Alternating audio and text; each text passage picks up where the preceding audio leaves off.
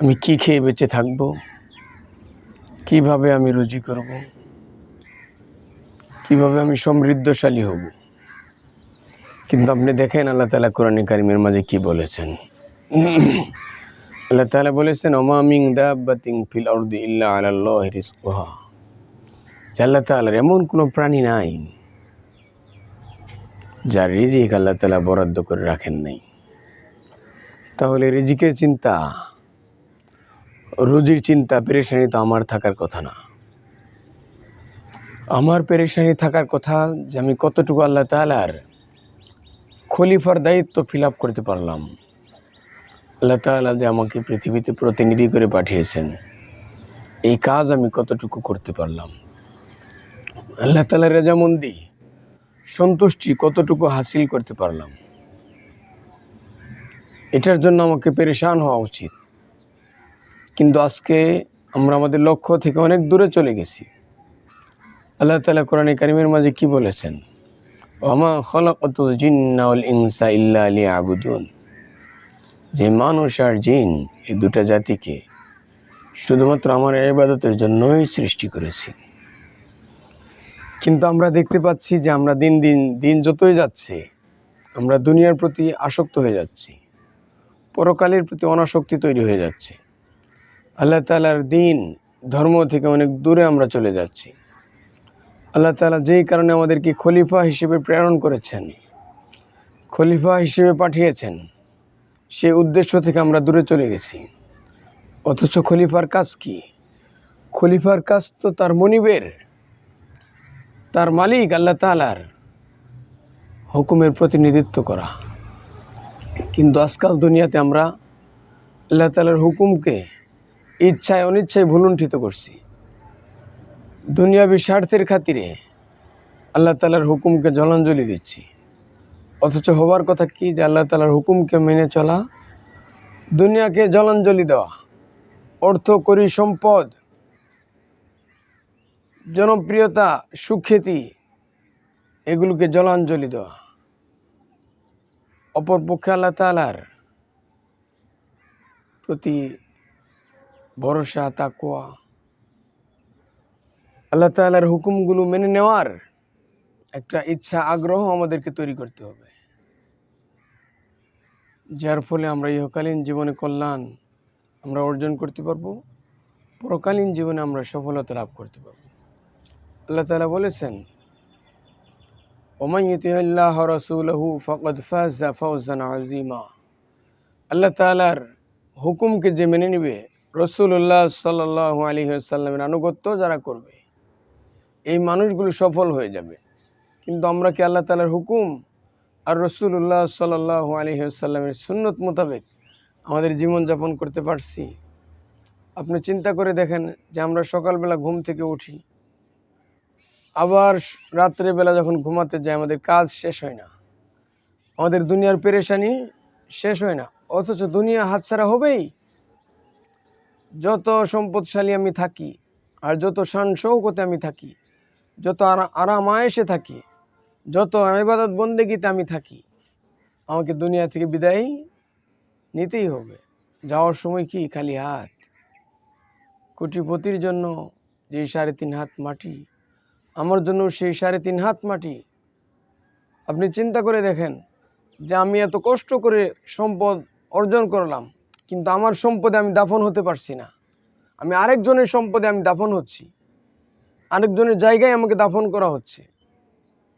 একটা গুরুস্থান, এই গুরুস্থানে কে এই জমি দিয়েছে, কোনো কুল কিনারা নাই, ওখানে আমি দাফন হচ্ছি। আমাকে যে ধোয়াচ্ছে, আমি মারা যাওয়ার পরে আমার লাশটা যে ধোয়াচ্ছে, সেও আমি না, অন্য কেউ আমার লাশকে ধোয়াচ্ছে। আমাকে কাফন পরাচ্ছে অন্য কেউ, আমার জন্য কবর খুঁড়তেছে অন্য কেউ, আমাকে দাফন করবে অন্য কেউ, আমার লাশ খাটিয়াতে বহন করে নিয়ে যাবে অন্য কেউ। তাহলে আমার কি আছে? অহংকার করার আমার কি আছে? আমি যে বলি পৃথিবীতে হাজার হাজার বিঘা সম্পদ আমার দরকার, হাজার হাজার কোটি টাকা আমার দরকার, এগুলো আমার কোন কাজে আসলো? আপনি একটু চিন্তা করে দেখেন যে আমি ন্যায় নাই, অন্যায় নাই, সুদ, ঘুষ, চুরি, ডাকাতি, ছিনতাই, রাহাজানি, প্রতারণা,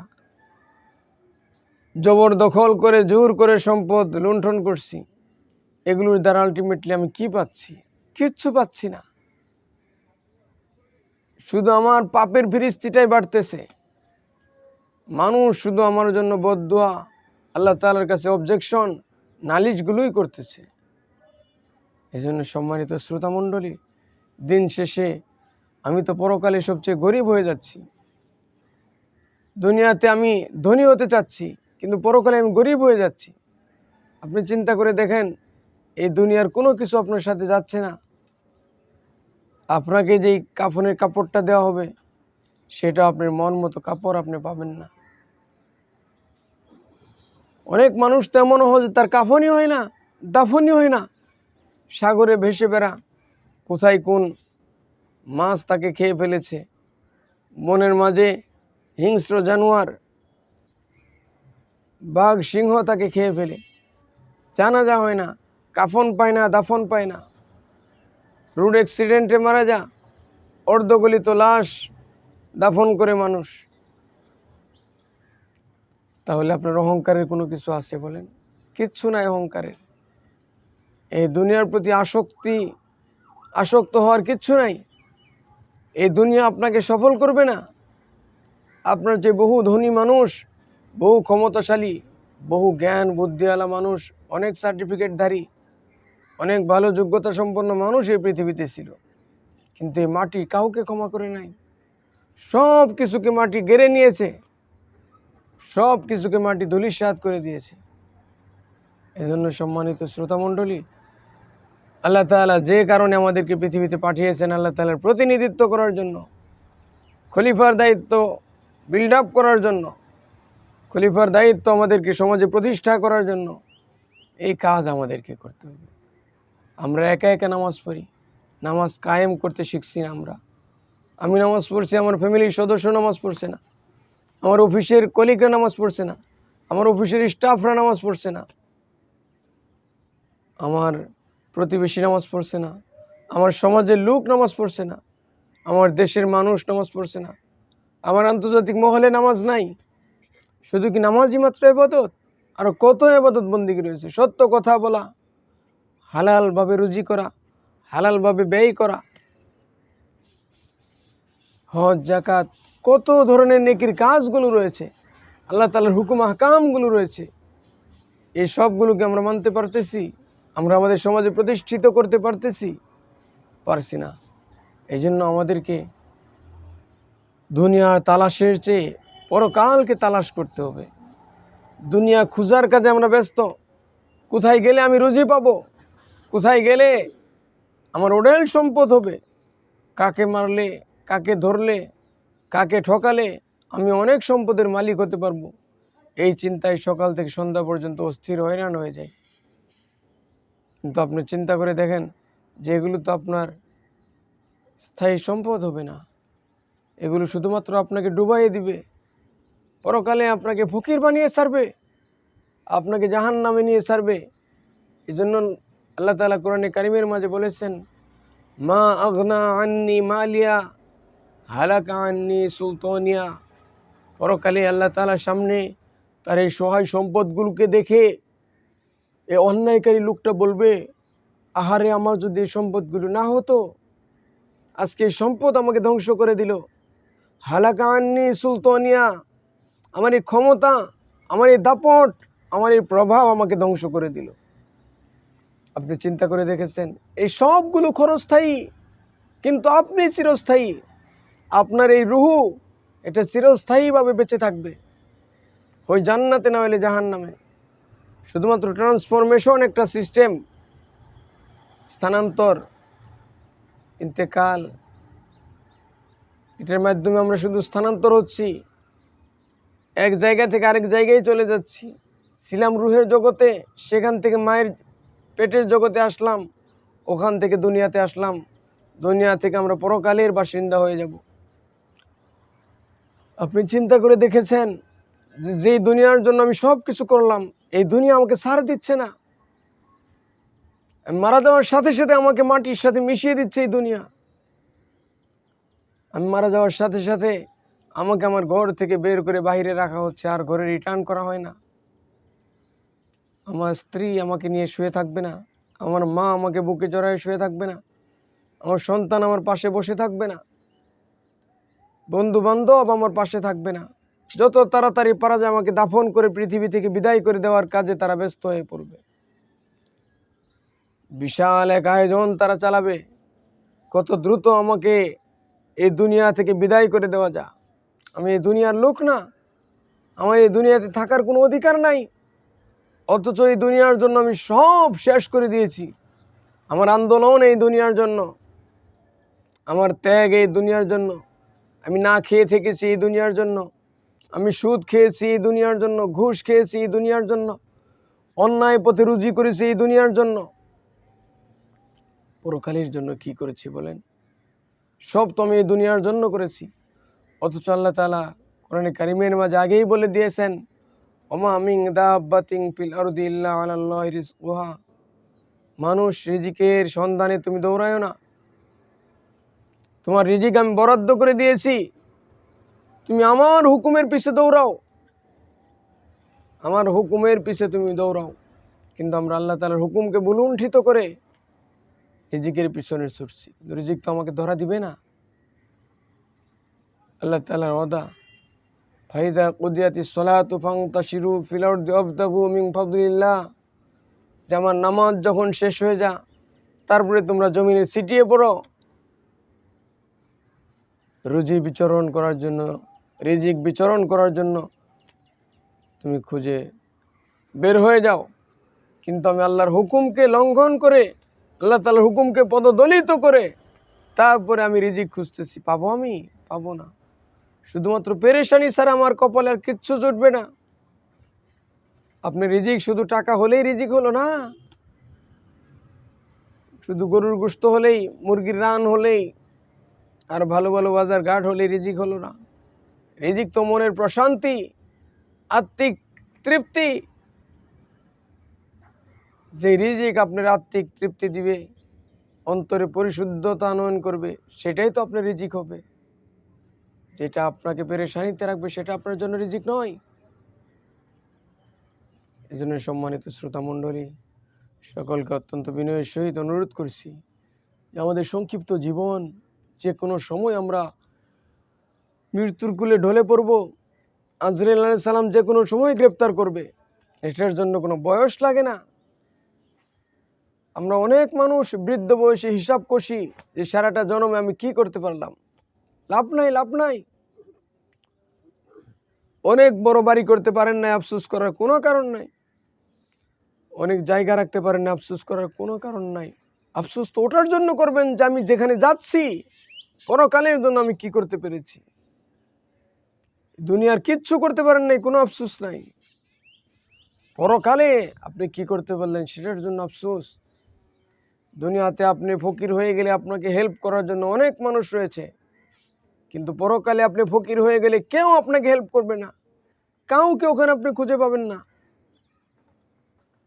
এই জন্য সম্মানিত শ্রোতা মণ্ডলী, আমরা দুনিয়ার ধনী না হয়ে পরকালের ধনী হতে চেষ্টা করব। পরকালের ধনী যদি হয়ে যাই, দুনিয়ার গরিব থাকাতে কোনো অসুবিধা নাই। এটা আপনার জন্য পরকালে আপনাকে আল্লাহ তাআলা জান্নাতে নিয়ে সফলতা দান করে দিবেন। সুবহানাল্লাহ। এই জন্য দুনিয়ার প্রতি অনাসক্তি আমাদেরকে তৈরি করতে হবে, আর পরকালের প্রতি আসক্তি আমাদেরকে বাড়িয়ে দিতে হবে। যেন আমার টোটাল টাইমের টার্গেট থাকে পরকাল, পরকাল কেন্দ্রিক আমার দুনিয়া হবে। কিন্তু আমাদের হয়ে গেছে দুনিয়া কেন্দ্রিক পরকাল।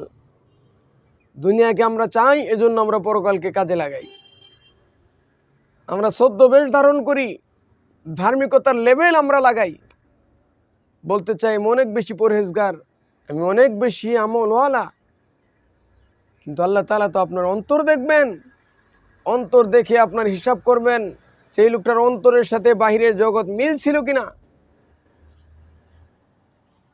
কিন্তু বাহিরের জগতের সাথে অন্তরের মিল আল্লাহ তাআলা দেখবেন না, অন্তরের সাথে বাহিরের জগতের কতটুকু মিল রয়েছে এটা আল্লাহ তাআলা দেখবেন। আল্লাহ তাআলা তো মানুষের অন্তরই দেখেন। ইন্নামাল আমালু বিন্নিয়াত, আমাদের অন্তরে কি নিয়ত রয়েছে, কি কারণে আমি নামাজ পড়ছি, কি কারণে আমি রোজা রাখছি, কি কারণে আমি হজ করছি, কেন যাকাত দিচ্ছি, কেন দান খয়রাত করছি, কেন সত্য কথা বলছি, আমি কেন ধার্মিকতার পোশাক পরিধান করলাম, আমি কেন ছদ্মবেশ ধারণ করেছি, আল্লাহ তাআলা তো এই হিসাবগুলোই নেবেন। এই জন্য সম্মানিত শ্রোতামণ্ডলী, সময় একেবারে স্বল্প, অল্প সময়ের জন্য আমরা পৃথিবীতে এসেছি। এটা আমার স্থায়ী জায়গা নয়, পরকাল আমার স্থায়ী জায়গা। এটা একটা স্টেশন, প্ল্যাটফর্ম। এটা অতিক্রম করে তারপরে আমাকে পরকালে যেতে হবে। অল্প সময়ের জন্য এখানে এসেছি, আমি মুসাফির, আমি একজন ট্রাভেলার, ভ্রমণ করছি কন্টিনিউয়াসলি। কিন্তু আমরা এখানে দীর্ঘ সময় থাকতে চাই না, এটা দীর্ঘ সময় থাকার জায়গা নয়। আজীবন থাকতে চাই, আজীবন আপনি থাকতে পারবেন না। আল্লাহ তাআলা কোরআনে কারিমের মাঝে বলেছেন, কুল্লু মান আলাইহা ফান, সব কিছু ধ্বংস হয়ে যাবে, কোনো কিছুই টিকে থাকবে না। পরকাল আমার আসল। এই জন্য সম্মানিত শ্রোতামণ্ডলী, একেবারেই সময় স্বল্প। যে কোনো সময় আমার জানাজা রেডি হয়ে যাবে, মসজিদের খাট রেডি, ইমাম সাহেব রেডি, মুসল্লিরা রেডি, আমার জন্য গুরুস্থানের জায়গা বরাদ্দ করা রয়ে গেছে। যে কোনো সময় আমি সেটার বাসিন্দা হয়ে যাব। ধীরে ধীরে দাড়ি ছিল না, দাড়ি হয়ে গেছে, কাঁচা দাড়িগুলো পেকে যাচ্ছে, চামড়া আস্তে আস্তে টাইট থেকে ঢিল হয়ে যাচ্ছে, আমার শারীরিকভাবে দুর্বল হয়ে যাচ্ছি, আমাকে মানুষ সহ্য করতে চাচ্ছে না, আমি দিন দিন দুনিয়ার জন্য বোঝা হয়ে যাচ্ছি, পরিবারের জন্য বোঝা হয়ে যাচ্ছি। এখনও আমার হুঁশ যদি না ফিরে, আর কবে ফিরবে? সম্মানিত শ্রোতামণ্ডলী, সকলকে অনুরোধ করছি, আপনি নিজের জীবনকে আপনি চিন্তা করে দেখেন, আপনার বডিটাকে চিন্তা করে দেখেন যে আল্লাহ তাআলা আপনার কাছ থেকে কী চা, আর কখন চাচ্ছে, কেন চা। আল্লাহ তাআলার কোনো উপকার না, আপনারই উপকারের জন্য আল্লাহ তাআলা চাচ্ছেন। আল্লাহ তাআলা তো কারোর কোনো উপকারের মোহতাজ নয়। আপনি নামাজ পড়বেন, রোজা রাখবেন, নেক আমল করবেন, হজ করবেন, সত্য কথা বলবেন, হালাল রুজি করবেন, মানুষের সাথে ভালো ব্যবহার করবেন, দান সৎকা করবেন, সৎকায় জারিয়া করবেন, আল্লাহ তাআলার আইন দেশে প্রতিষ্ঠা করবেন, সমাজে আল্লাহ তাআলার আইন প্রতিষ্ঠা করবেন, আন্তর্জাতিক মহলে আল্লাহ তাআলার আইন প্রতিষ্ঠা করবেন। এগুলো কেন, কার জন্য? আপনার জন্যই আপনি করছেন। পরকালে আপনি ধনী হয়ে যাবেন, পরকালে জান্নাতের উচ্চ মাকাম আপনি পেয়ে যাবেন। এই জন্য এত সব কিছুর আয়োজন। এই জন্য আমরা নিজেরা যেন নিজেদের পায়ে কুড়াল না মারছি, প্রত্যেকেই আমরা নিজেরা নিজেদের পায়ে কুড়াল মারছি। দুনিয়ার পিছনে ছুটতে ছুটতে আমি নিজের পায়ে নিজে কুড়াল মারতেছি, আমার সব রেকর্ড করা হয়ে যাচ্ছে। কিরামান কাতিবিন ইয়ালামুনা মা তাফআলুন। আমার দুই কাঁধে দুই সম্মানিত লেখক দ্বয় রয়েছেন, আল্লাহ তাআলার পক্ষ থেকে ফেরেশতা রয়েছেন। আমি যেই কর্মগুলো করছি এটা তারা লিপিবদ্ধ করছেন। আমাকে পালানোর কোনো পথ নাই। আমি কেন এগুলো করছি? আমার কেন এত দাম্ভিকতা? আমার কেন এত সম্পদশালী হওয়ার নেশা? আমার কেন এত জনপ্রিয়তা পাওয়ার নেশা? আমি কেন এত সুখ্যাতি চাই? আমাকে তো চাইতে হবে এই জন্য যে আমি তো দুনিয়ার বাসিন্দা নয়, আমি পরকালে চলে যাব। এজন্য আল্লাহ তাআলার কাছে যেন আমার নেক আমলগুলো চলে যা, এই জন্য আমি এগুলো করছি। দুনিয়ার সুনাম সুখ্যাতির জন্য নয়। এই চিন্তা মনের মাঝে নিয়ে আসতে হবে। ওরের সম্পত্তির মালিক হওয়ার কোনো দরকার নাই। অল্প রুজি হোক, অল্প সম্পদ হোক, যেটা আমার একেবারে হালাল তরিকায় হয়েছে, এটাই আল্লাহ তাআলা অ্যাকসেপ্ট করবেন। আমাদের সমাজে একটা টেন্ডেন্সি রয়ে গেছে, এক জোড়া জুতা যদি চুরি করে তাকে আমরা অত্যন্ত মারধর করি, অনেক মারধর করি। এক জোড়া জুতার দাম কত? 100, 200, 500, 1000 টাকা, 5000 টাকা। এই জুতা চোরকে আমরা অনেক মারধর করি। কিন্তু হাজার হাজার কোটি টাকা শিক্ষিত মানুষ কলমের খোঁচায় যে মেরে নিয়ে গেল, তাকে আমরা স্যালুট জানাই, তাকে দেখলে আমরা 10 বার সালাম দেই, তাকে দেখে আমি ভয় পাই, তার বিচার আমি করতে চাই না, তাকে আমি শাসন শাস্তি দিতে চাই না। আমাদের বিবেক কোথায় গিয়ে পৌঁছে গেছে? কত টাকা লাগে একজন মানুষের? শিক্ষিত মানুষরা প্রকৃতপক্ষে বড় বড় চোর হয়ে যাচ্ছে। আমার অশিক্ষিত মানুষগুলো, চাষা মানুষগুলো, কৃষক মানুষগুলো, আমার রিক্সাওয়ালা ভ্যানওয়ালাগুলো, শিক্ষিত মানুষের চেয়ে অত্যন্ত ভালো থাকতেছে। এটা কেন হচ্ছে বলেন? আমরা শিক্ষিত মানুষগুলো শিক্ষার নামে কুশিক্ষা অর্জন করেছি। আমরা শিক্ষা আমাদেরকে যে আলোকিত করেছে, এই আলোটা আমি সমাজে ছড়িয়ে দিতে পারি নাই। আমি দুনিয়ার পিছনে লেগে গেছি। দুনিয়ার সম্পদ আমাকে অর্জন করতে হবে, হালাল হোক আর হারাম হোক, যে কোনো ওয়েতে আমাকে সম্পদ আহরণ করতে হবে। কত সম্পদ লাগে আপনার, কিন্তু এই সম্পদ তো আপনাকে চিরস্থায়ী দুনিয়াতে রাখতে পারবে না। আপনি চলে যাবেন সেই খালি হাতে।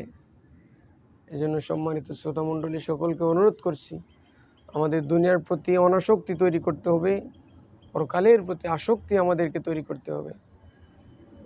দুনিয়াকে ক্ষণস্থায়ী মনে করতে হবে, পরকালকে আমাদের চিরস্থায়ী জেনে রাখতে হবে। এই জন্য দুনিয়ার ব্যাংকে জমানো বাদ দিয়ে পরকালের ব্যাংকে আমাদেরকে জমাতে হবে।